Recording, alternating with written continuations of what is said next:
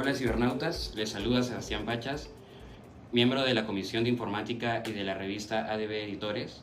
En esta ocasión tengo el placer de estar con el doctor César Benítez, socio fundador del estudio Benítez Vargas Yugás, a quien le agradecemos por prestarnos sus instalaciones y concedernos su tiempo.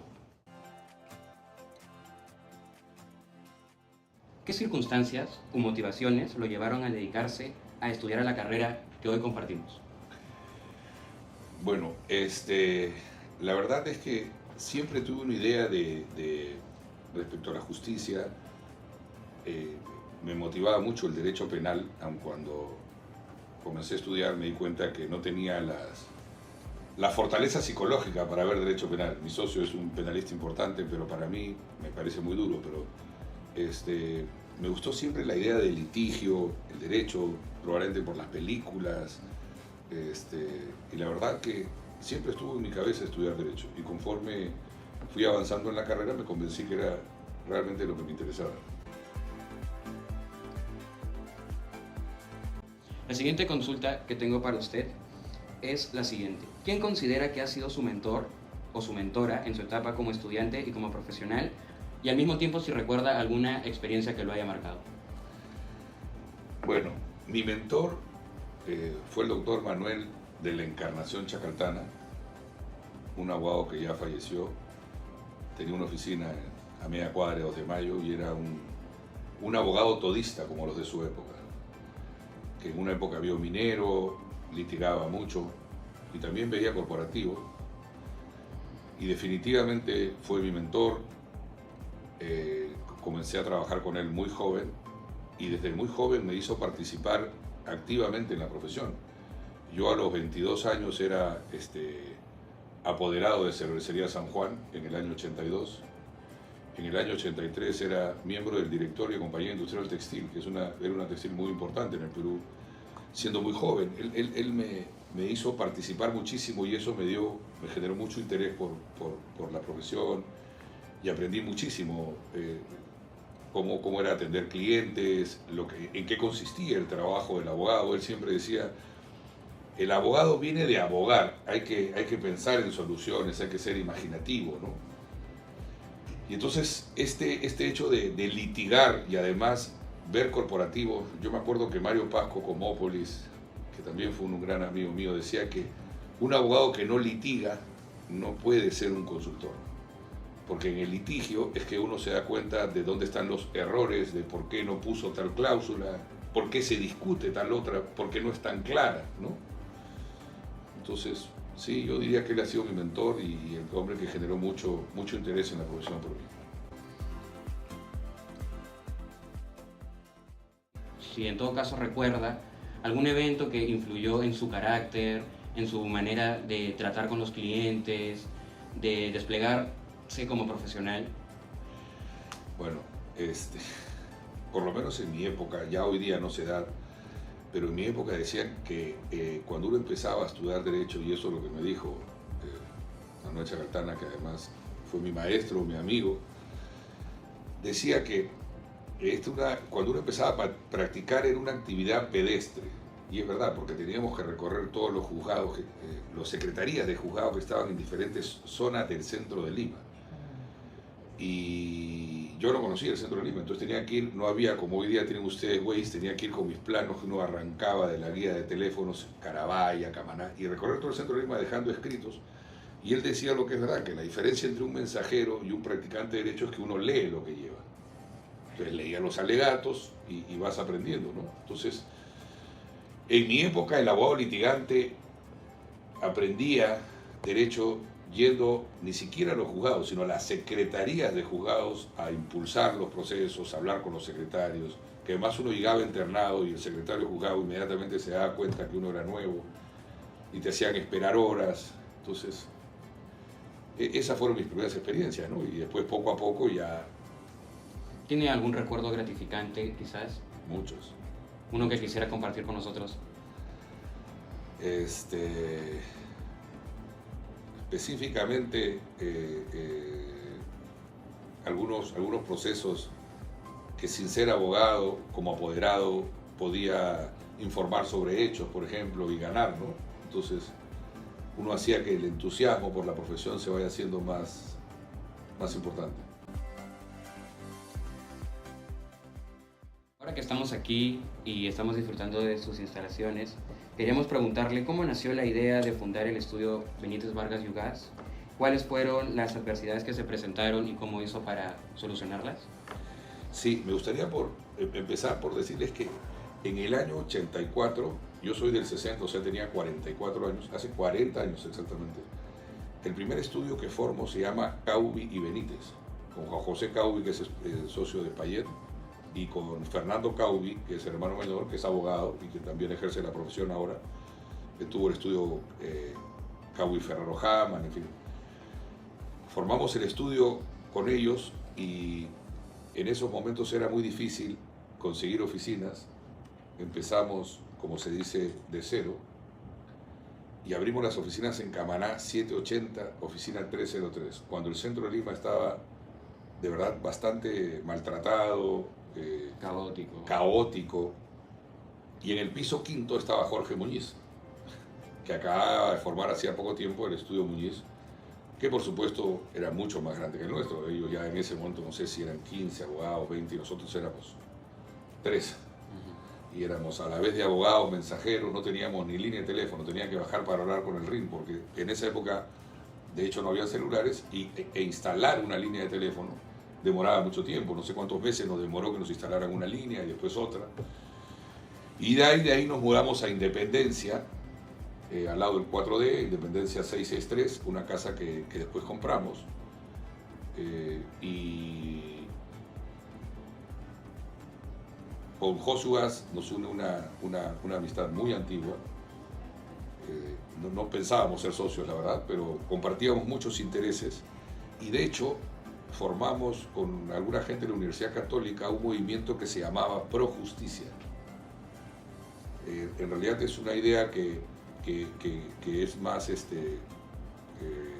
oriunda de Josuas, el tema de la transparencia. De hecho, él ha sido, como saben, presidente de Transparencia Internacional, ¿no? Entonces, trabajamos mucho en esto y también participaba Edgardo Mercado, y en el año 92, hoy el estudio cumple 32 años de fundado, justamente en julio, pero empezamos a hablar para formar el estudio y en julio del 92 nos unimos Edgardo Mercado, Josuas y yo, con la idea de dar servicios múltiples. Josuas tenía un estudio que era solamente penalista. Y en ese momento es curioso porque los estudios en el mundo no tenían incorporado un penalista. El derecho penal era un poco como visto de ladrones, medio, es la verdad. Y no había los delitos de cuello blanco y los estudios importantes contrataban un penalista. De hecho, José era abogado, seguimos siendo abogados de muchos estudios nacionales, pero en ese momento él era abogado de estudios porque los estudios importantes no tenían penalista. Hoy día sí. Eso fue una novedad. Me acuerdo que muchos clientes venían y decían, bueno, mira, te vamos a ver esto y penal. No, yo penal no, porque no.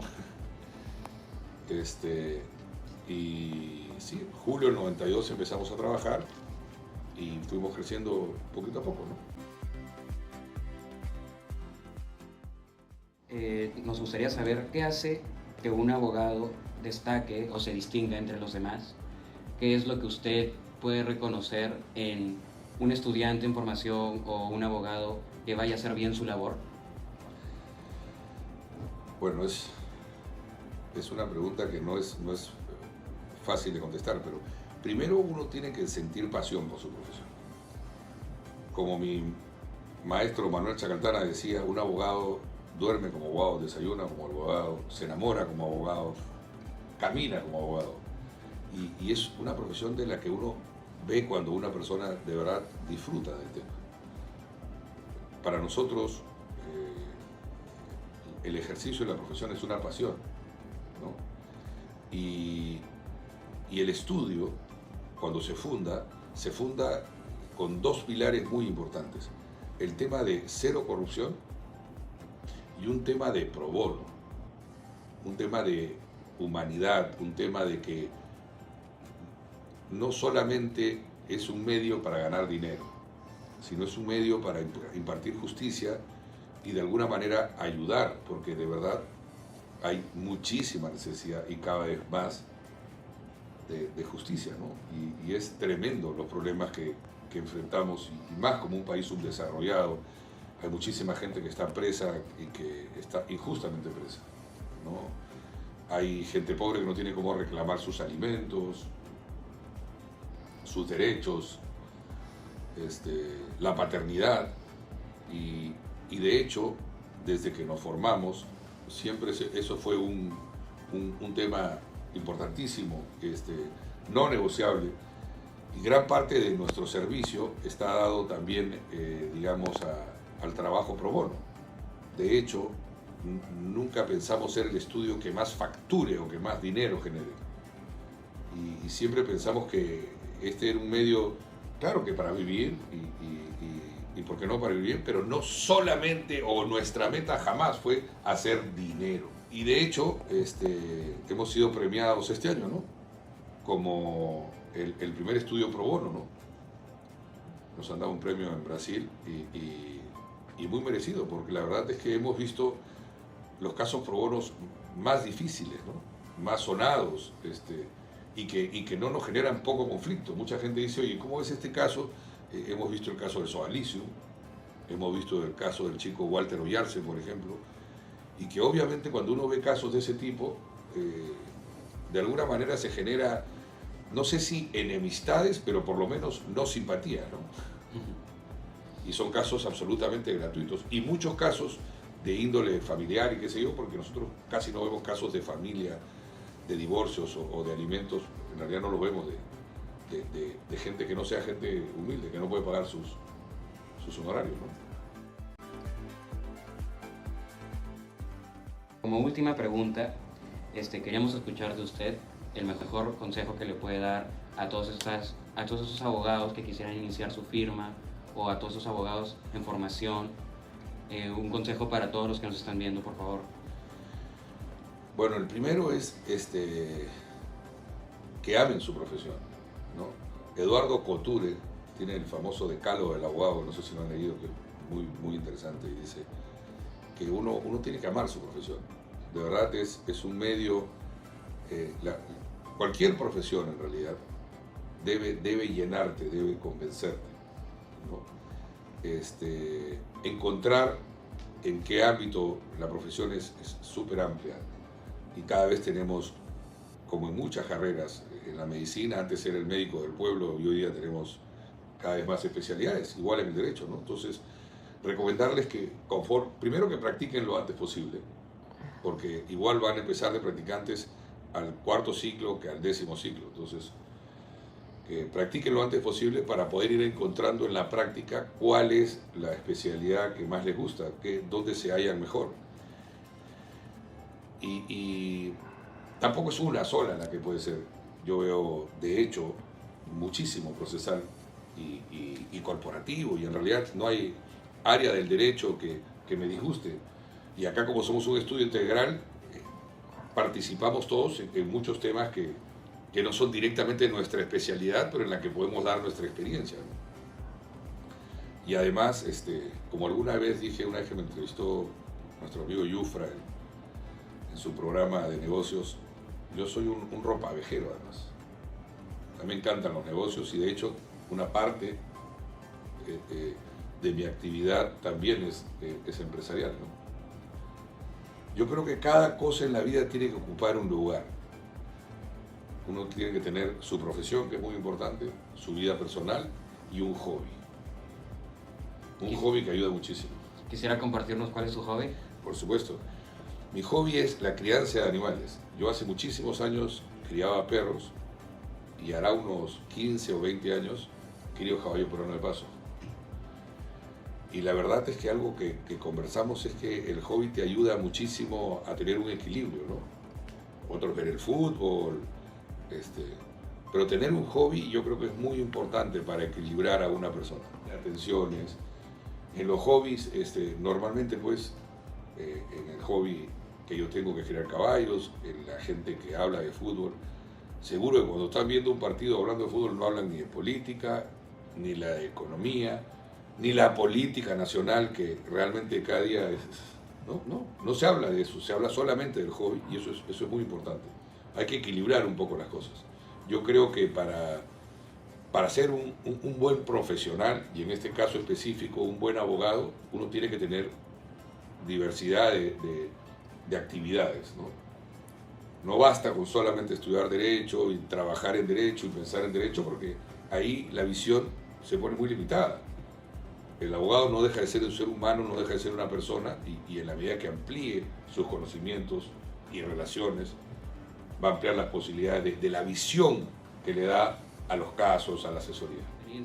Algo que no quería terminar de comentar es que mi hija estudió Derecho, mi primogénita, Úrsula Benítez, en la de Lima, y perteneció a la revista.